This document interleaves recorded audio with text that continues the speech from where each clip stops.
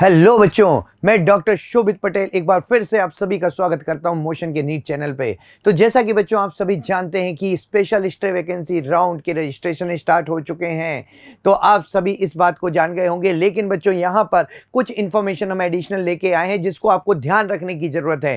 पहली बात तो जिन्होंने अभी तक जिनके मार्क्स थोड़े बहुत कम रह गए थे, जो 1 मार्क्स 2 मार्क्स से चूक गए थे, उनके लिए ये गोल्डन अपॉर्चुनिटी है बच्चों कि हो सकता है अभी आपने कोई कोर्स ज्वाइन कर लिया हो, फिर से तैयारी स्टार्ट कर दी हो, लेकिन आपके लिए एक गोल्डन अपॉर्चुनिटी आई है। और वो गोल्डन अपॉर्चुनिटी आई है ये स्पेशल स्टे वैकेंसी राउंड, जिसमें अभी भी उम्मीद कायम है और आपको कॉलेजेस मिल सकते हैं। और यहां पर अच्छे अच्छे कॉलेजेस में भी अभी कुछ सीट्स जो हैं वो अवेलेबल हैं बच्चों, जिसके बारे में आज हम डिस्कस करेंगे। तो बच्चों यहां पर देखिए कि इसका शेड्यूल क्या है, एक बार ये समझ लेते हैं कि यहां पर देखिए आपका जो रजिस्ट्रेशन है वो स्टार्ट हो चुके हैं। फ्रेश रजिस्ट्रेशन और पेमेंट स्टार्ट हो चुकी है 31 अक्टूबर से, और 5 नवंबर इसकी लास्ट डेट है, जो कि 12 नून मतलब 12 बजे तक ही है बच्चों, ध्यान रखिएगा। और चॉइस फिलिंग भी 1 नवंबर से और 5 नवंबर तक ही है, तो चॉइस फिलिंग ऑलरेडी स्टार्ट हो चुकी है। और यहां पर अलॉटमेंट की जो प्रोसेस है बच्चों 6 से 7, और आपका रिजल्ट आ जाएगा 7 को आपका रिजल्ट आ जाएगा।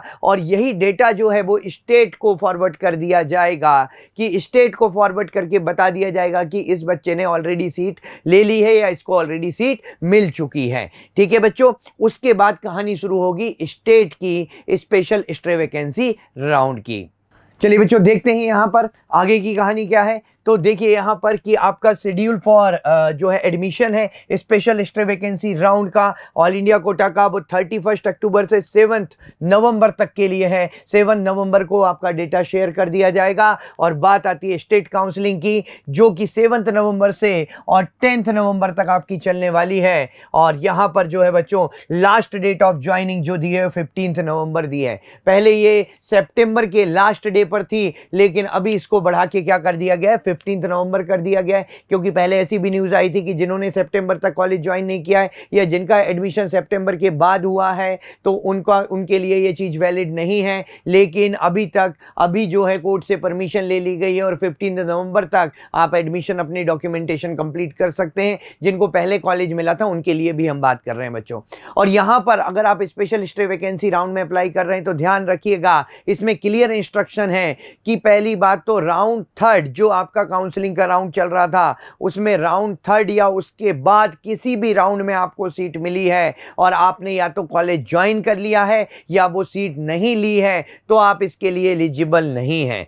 ध्यान रखिएगा, राउंड 3 या उसके बाद के राउंड में अगर आपको कॉलेज मिला था, आपने ज्वाइन कर लिया है, तब भी आप उसके लिए एलिजिबल नहीं है इस राउंड के लिए।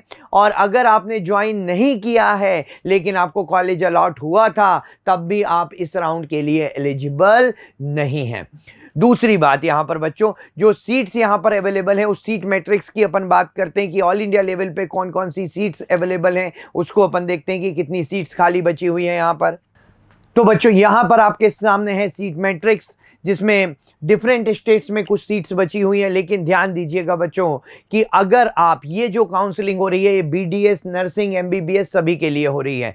अब इन जनरल होता क्या है कि हमने एमबीबीएस के कॉलेजेस भर दिए, ठीक है, साथ में हमने बीडीएस और नर्सिंग का भी भर दिया, जबकि हमें बीडीएस और नर्सिंग लेना ही नहीं था, और आपको कोई कॉलेज अलॉट हो गया। और अगर आपने वो कॉलेज नहीं लिया और आपने फिल किया था चॉइस में लेकिन आपने नहीं लिया, तो आप नीट 2024 के एग्जाम के लिए भी एलिजिबल नहीं है, आप उस एग्जाम को नहीं दे पाएंगे। तो ध्यान रखिएगा, क्योंकि हम जनरली क्या होता है एमबीबीएस की सीट्स के लिए हमने भरा, तो एमबीबीएस की सीट मिल गई तो हमने उसको ले लिया। लेकिन कई बार बीडीएस और एमबीबीएस के बाद हम बीडीएस और नर्सिंग के लिए भी भर देते हैं कि देखते हैं क्या होता है। और अगर बीडीएस या नर्सिंग में से कोई सीट मिल गई तो क्या दिक्कत होगी, आपको वो सीट लेनी ही पड़ेगी। तो ध्यान रखिए, अगर आपका 100% इंटरेस्ट है कि मुझे सीट मिल जाएगी और मैं ले लूंगा या ले लूंगी, तभी वो भरिएगा। अदरवाइज ऐसे कॉलेज, ऐसी चॉइसेस मत भरिएगा जिसको मिलने के बाद और आपको पछतावा हो कि ना तो हम लेना चाहते हैं और छोड़ नहीं सकते, ये हमारी मजबूरी है,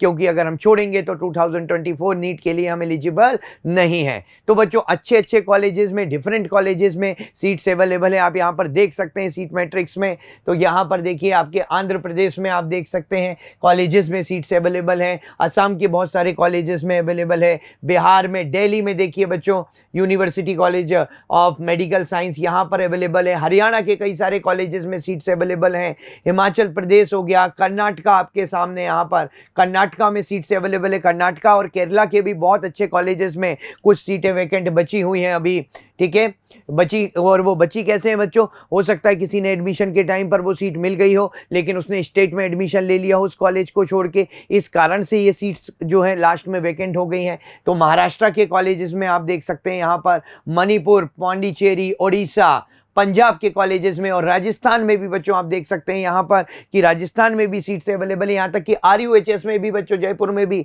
एक सीट अवेलेबल है यहाँ पर, ठीक है। और यहां पर मैं ये बता दूं, ये जो OP नो लिखा हुआ है ना, OP का मतलब ओपन कैटेगरी, नो का मतलब है कि उसकी कोई भी सब कैटेगरी नहीं है, तो ये OP नो जो लिखा है, BC नो का मतलब है OBC, और नो का मतलब है कि सब कैटेगरी नहीं है, कोई भी सब कैटेगरी नहीं। ST नो लिखा हुआ है, SC नो लिखा हुआ है, इसका मतलब ST मतलब ST, ठीक है। नो का मतलब कोई उसकी फर्दर सब कैटेगरी नहीं है, जनरल ST कैटेगरी की बात कर रहा है वो। इसी तरह से आप देख सकते हैं बच्चों तमिलनाडु के बहुत सारे कॉलेजेस में अवेलेबल हैं, यूपी के कॉलेजेस में अवेलेबल हैं, उत्तराखंड, वेस्ट बंगाल, और कुछ तो एक दो सीट्स तो एम्स में भी अवेलेबल है, जैसे एम्स गुवाहाटी में आप देखेंगे वहां पर भी एक सीट वैकेंट है। तो बच्चों इस तरीके से आप इस सीट मैट्रिक्स को ध्यान से देखिएगा, MCC की साइट पे अवेलेबल है ये सारी इंफॉर्मेशन, और इसको देख के आप अपनी चॉइस फिलिंग फटाफट से कर दीजिए, ठीक है। हो सकता है कि अगर आपके कुछ नंबर से मार्जिन रह गया था, 1 या 2 नंबर की कमी रह गई थी और आपने फिर से तैयारी स्टार्ट कर दी है, तो हो सकता है ये आपके लिए मौका, एक सुनहरा मौका साबित हो और आपको कोई ना कोई बढ़िया कॉलेज मिल जाए। तो इसी तरह की अपडेट के लिए बच्चों हमसे जुड़े रहिए और इस वीडियो को लाइक करिए, शेयर करिए, और हमारे चैनल को अगर सब्सक्राइब नहीं किया है तो सब्सक्राइब जरूर करिएगा बच्चों। Thank you.